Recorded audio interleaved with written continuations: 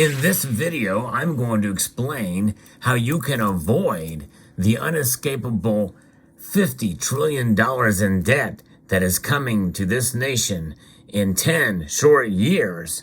Let's explore!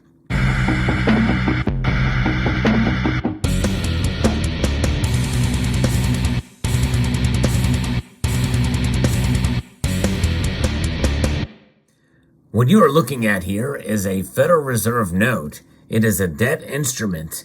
Many people in this community are reluctant to refer to it as money. I like to refer to it as unsound money.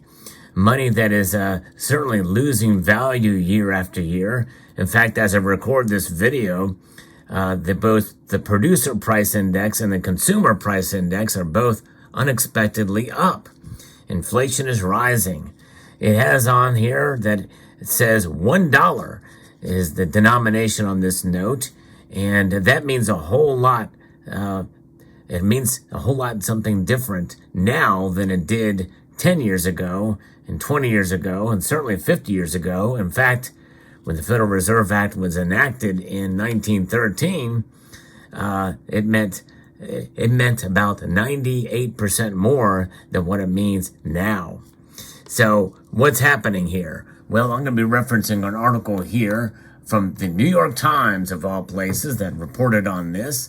So you will sense a bit of a bias here, but that is no surprise in many of us that the U.S. is on track to add $19 trillion in new debt on top of the $31 trillion we have now over the next 10 years.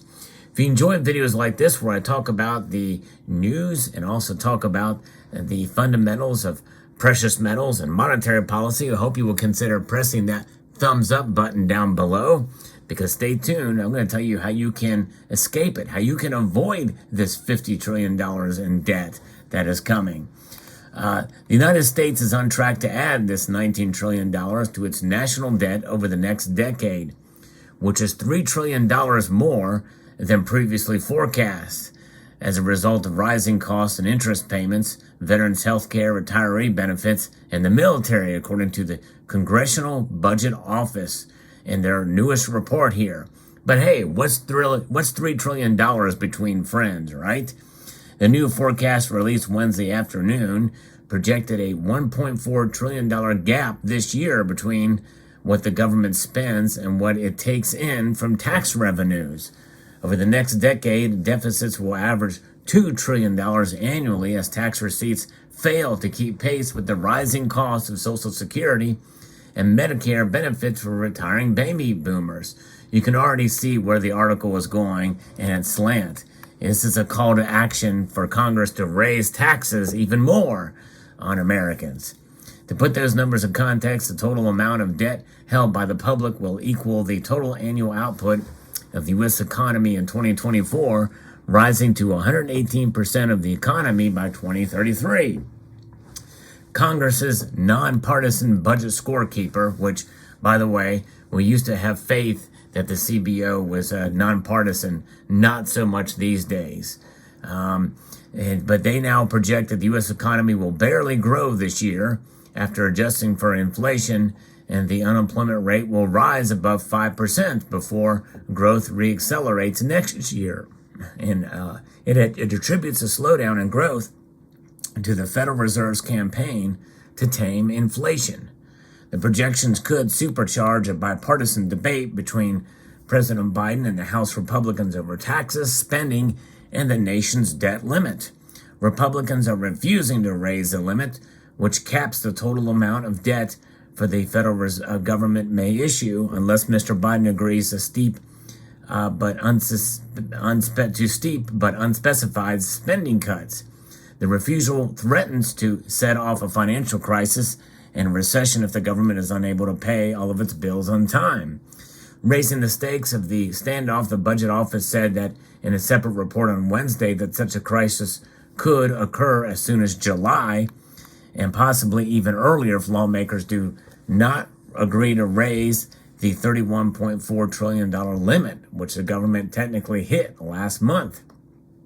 And so there is a lot of bipartisan blame that's going on back and forth between both parties. But the truth is that both parties certainly are at blame here by raising that debt limit and with some of these deals and stuff that happens. But all of this happens where the debt limit gets raised, but there's no spending cuts.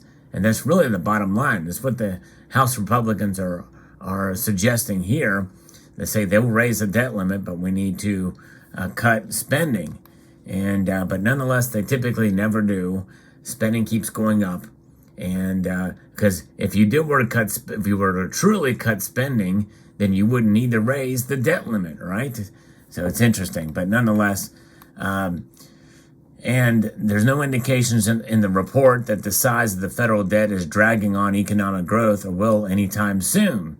But officials warn that in the longer run, policymakers will need to change the nation's fiscal course, which could come from raising taxes, cutting spending, or both. And that's just it. That's why there's not been much said about the debt, because, well, it's not a drag on the economic growth. So it's not that big of a deal, both parties say, when they are in power. When they're not in power, then it becomes a big deal. And, but America's $31.4 trillion national debt as it stands now is a product of policy choices and economic shocks, largely since the turn of the century, when the federal government last spent less money than it received in tax revenues. Tax cuts signed into law by Bush, Obama, and Trump reduced government revenues. Wars in Iraq and Afghanistan started under Mr. Bush and were not offset by tax increases. Mr. Obama, Mr. Trump, and Mr. Biden signed trillions of dollars in emergency spending to combat the 2008 financial crisis and the 2020 pandemic recession. So this is where a lot of the spending is coming in, but nonetheless, there's not anybody that wants to cut some of these massive programs where certainly there could be a lot of spending cuts, true spending cuts, not just decreases in the rate of spending that we see with sort of the shenanigans that they do with budgets. But how can you avoid it? Well, there's your answer. This is what we used to use as money back in the old days. That's right. Gold and silver. These are examples of coins that were actually issued for circulation. The gold coin didn't circulate as much, especially in this $20 form, but this is the highest circulating denomination at the time. And this is what a dollar meant, what it looked like in 1925. This is the dollar today. That's it in 1925, the date of this coin. But what does this mean, folks? This means that we have an option here. The option to go back to the Constitution and to utilize constitutional money. But no matter what the federal government does, you and I, we can protect ourselves. We can avoid this debt by utilizing and implementing for our own portfolios and our own stacks, if you will, gold and silver as money. Now, the examples you see here are pre-33 gold and silver, but even silver and gold bullion products as well can be utilized, because the metals themselves are really what makes the foundation of money that has been money for thousands of years. And the thing is yeah, you can say, well, Sal, that doesn't mean that you're going to escape that $50 trillion in debt that's coming in the next 10 years, according to this report here. And that's true. Your tax dollars will go towards hoping to offset it to some degree, but it's unavoidable in that regard.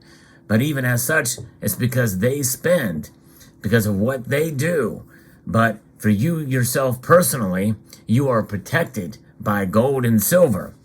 Now, we have to participate in utilization of these debt instruments, this unsound money that I spoke of earlier, the dollars. We have to utilize these to pay for goods and services, even if we do accumulate these. So in a sense, every time we hold, save, and even spend these notes, we are participating in that debt system.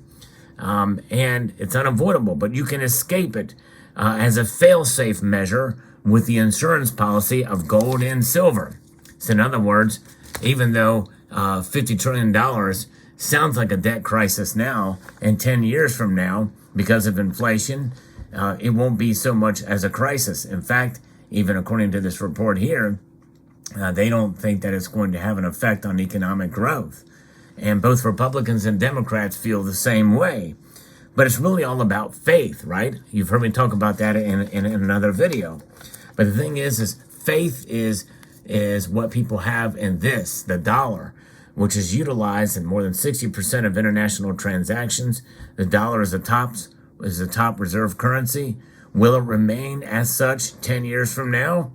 Likely, we are going to see a dramatically and drastically changed system 10 years from now.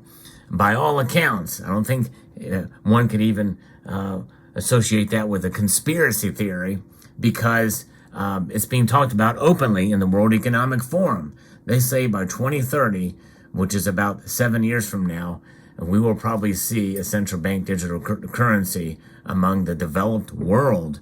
In other words, the euro, the U.S., and other top nations in the developed world will utilize central bank digital currencies. China already has one. It's only a matter of time.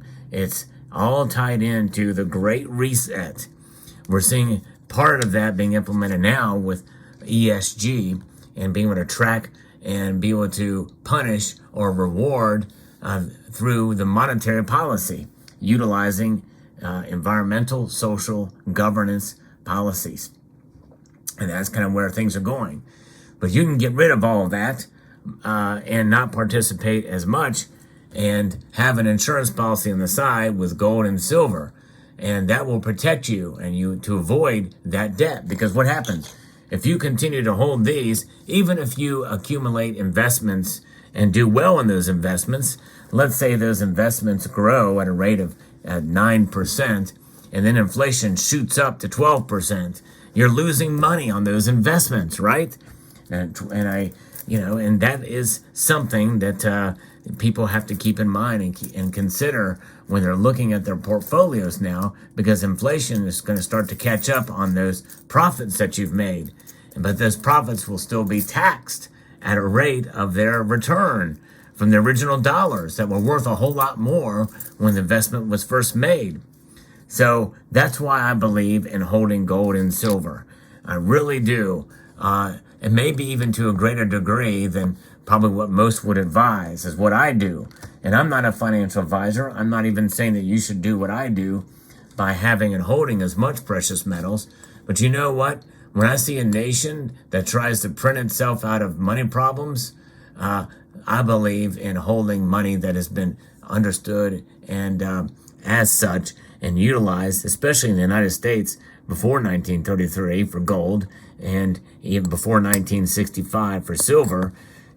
I believe in the bimetallic standard of constitutional money.